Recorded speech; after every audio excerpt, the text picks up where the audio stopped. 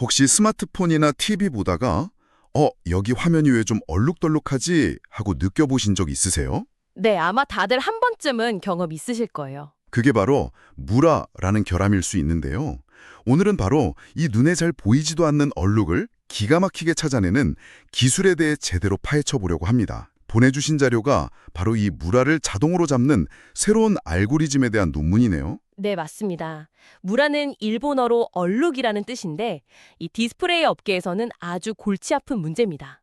화면 품질을 결정짓는 핵심 요소거든요. 아, 그렇군요. 진짜 문제는 이 얼룩이 대비가 아주 낮고 또 경계선도 희미해서 뭐랄까 마치 안개처럼 퍼져 있다는 점입니다. 안개처럼요? 네, 그래서 사람 눈으로도 겨우 보일까 말까 한데 이걸 기계가 자동으로 찾아내기는 정말 까다롭죠. 이번 시간에는 기존 방법들의 한계를 뛰어넘기 위해서 여러 전문가의 지혜를 모으는 것 같은 아주 독창적인 알고리즘의 핵심을 들여다볼 겁니다. 멀룩이라고 하니 간단해 보이는데 자료에 있는 그림 1을 보니까 모양이 제각각이네요.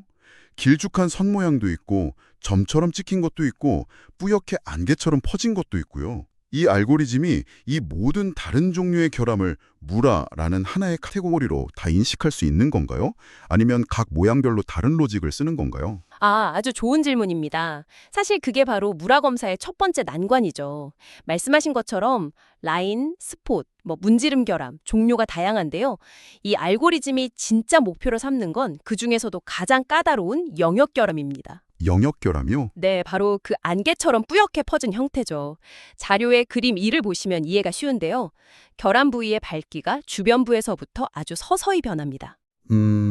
이걸 3D 그래프로 그려보면 뾰족한 산이 아니라 아주 완만한 언덕처럼 보여요. 아하. 뚜렷한 경계가 없으니 여기부터 여기까지가 결함이다 라고 정의하기가 애매한 겁니다. 그렇군요. 칼로 무자로 돼 딱 나뉘는 게 아니라는 거네요. 그런데 그냥 고화질 카메라로 화면 전체를 찍어서 소프트웨어로 분석하면 될 것 같은데 왜 이게 그렇게 어려운 문제인 거죠? 바로 그 지점에 핵심적인 어려움이 숨어 있습니다.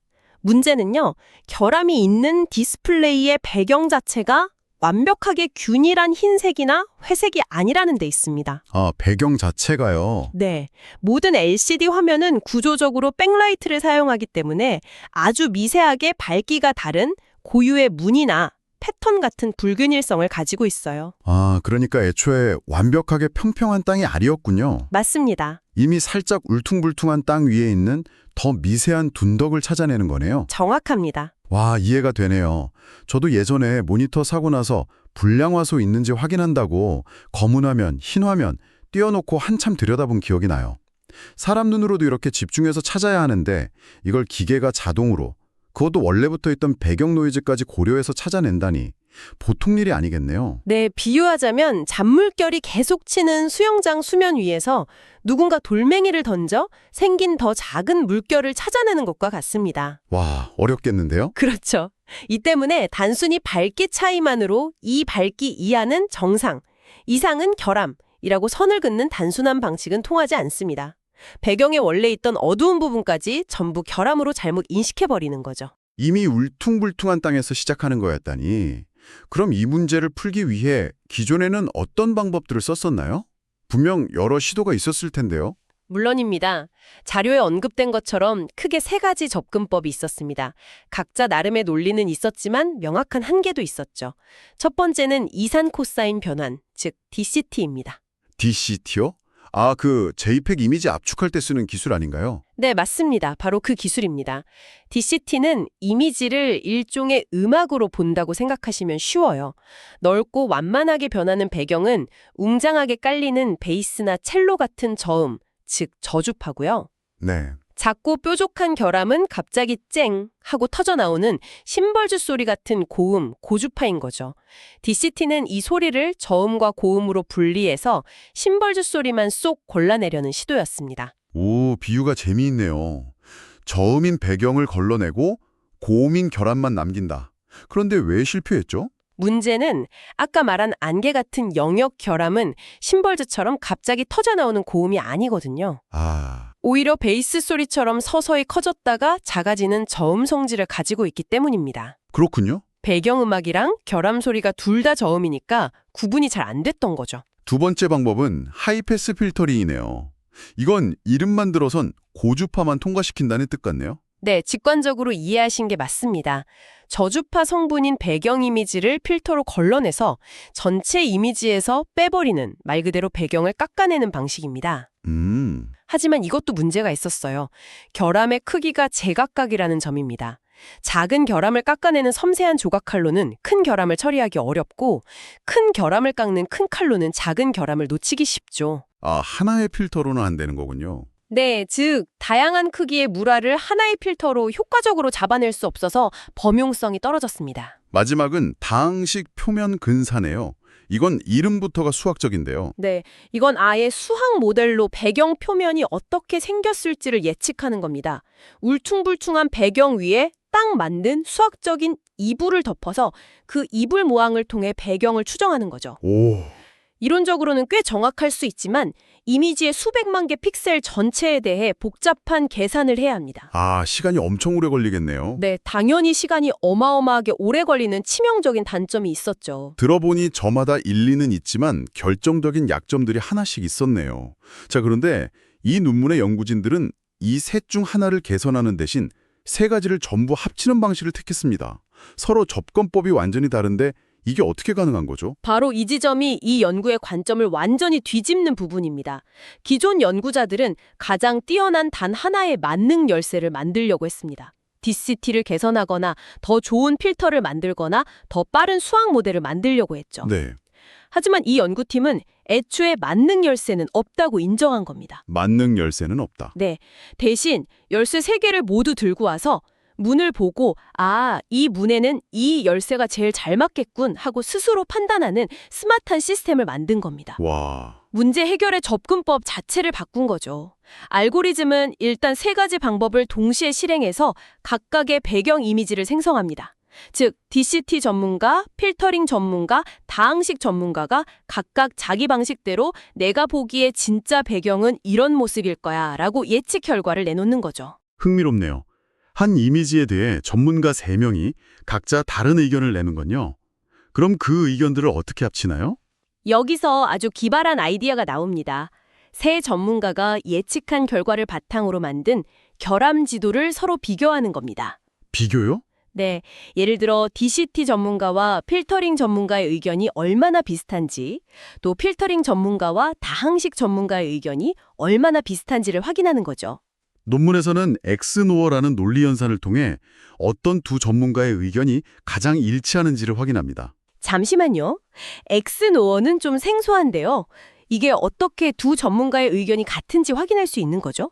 네. 그건 그냥 간단한 일치 검사기라고 보시면 돼요. 두 전문가가 만든 결함 지도를 픽셀 하나하나 비교하는 거예요. A 전문가도 이 픽셀은 정상, B 전문가도 정상이라고 하면 엑스노어는 일치라고 1점을 줍니다. 둘 다 결함이라고 해도 일치니까 1점이죠. 네. 하지만 한 명은 정상, 다른 한 명은 결함이라고 의견이 다르면 불일치로 0점을 줍니다.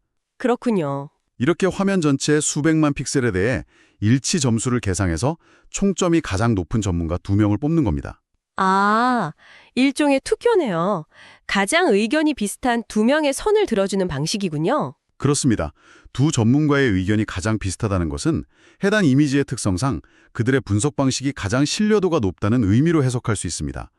예를 들어 어떤 이미지에 대해서는 DCT와 필터링 방식의 결과가 가장 비슷하게 나올 수 있고, 또 다른 이미지에서는 필터링과 다항식 방식이 더 비슷할 수 있죠. 잠시만요.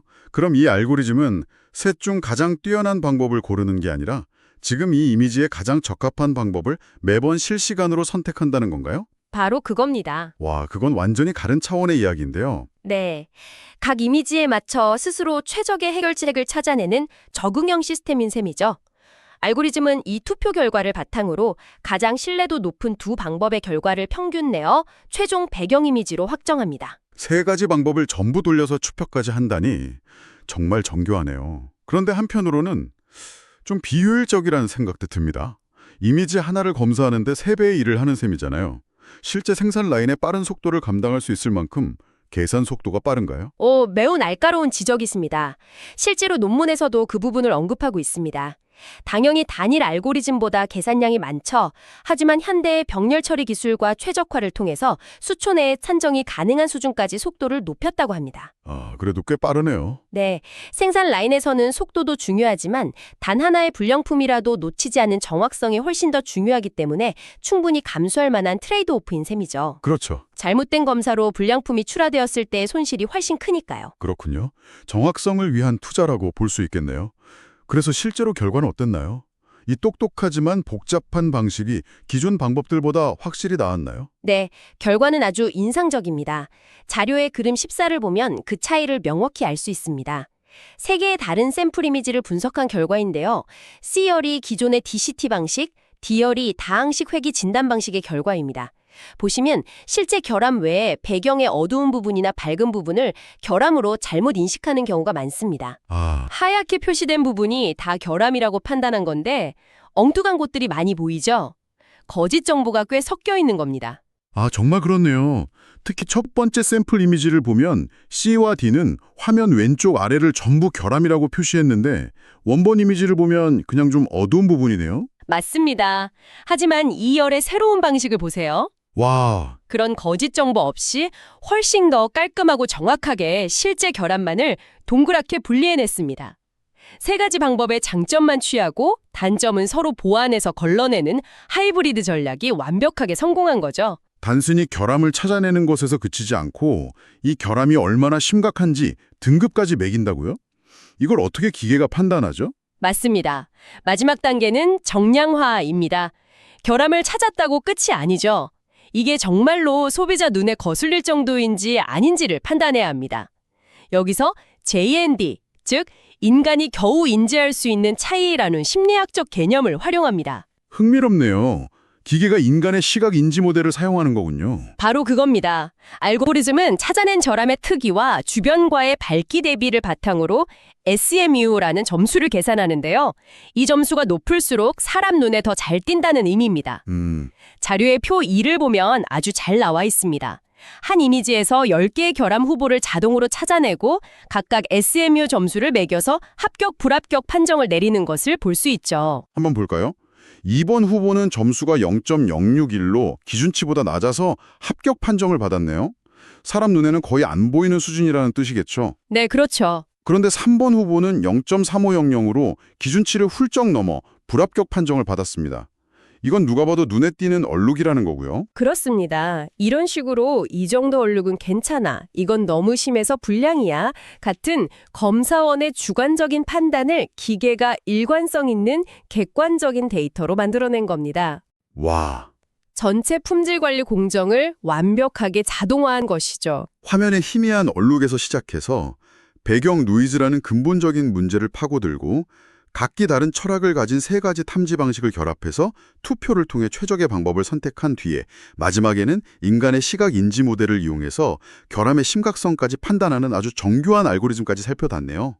우리가 매일 보는 완벽해 보이는 화면 뒤에 이런 놀라운 복잡성이 숨어 있었다니 정말 흥미로운 시간이었습니다. 네, 오늘 이야기의 핵심은 이것이 단순히 얼룩을 찾는 기술을 넘어서 기계의 속도와 일관성으로 숙련된 인간 검사자의 미묘한 판단력까지 재현해내는 자동화 시스템을 구축했다는 점입니다.